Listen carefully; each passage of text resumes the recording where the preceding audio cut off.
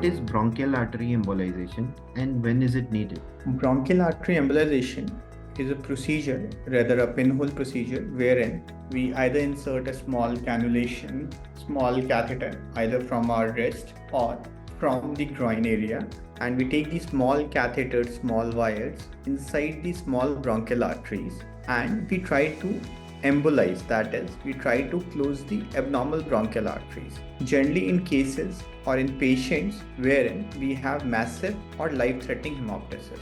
How is bronchial artery embolization better than conventional modality of management?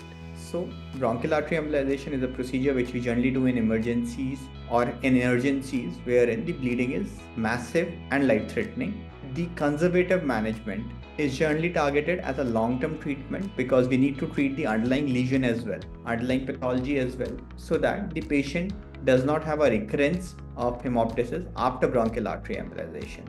What is your clinical experience on the results and present literature evidence on this procedure? The current literature, what they state is the success rate, immediate success rate is somewhere around 70 to 90% of bronchial artery embolization. That means like in around 90% of the patients will stop having major hemoptysis after bronchial artery embolization.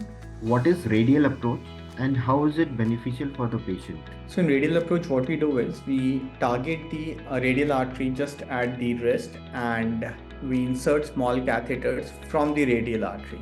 The good point about radial artery approach is like these post-embolization, after removal of the sheets from the radial artery, patient can be discharged within an hour or so because we need not immobilize the patient as this area will hardly bleed, and there is a TR band which we apply over the radial artery so that there is no formation of the pseudoaneurysm and patient can be sent back on the very same day of the procedure.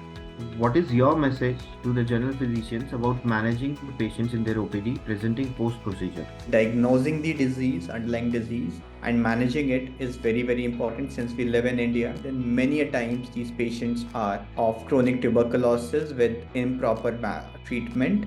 So if whatever the disease is, if it is tuberculosis, we need to manage it. If it is fungal aspergillosis, then we need to manage it. So underlying disease should be managed well. Plus, many of these patients might have pain post-procedure wherein the embolization has been extensive, where we have also targeted the post-intercostal arteries. So we need to give them anti-inflammatory medications and antibiotics for at least a week.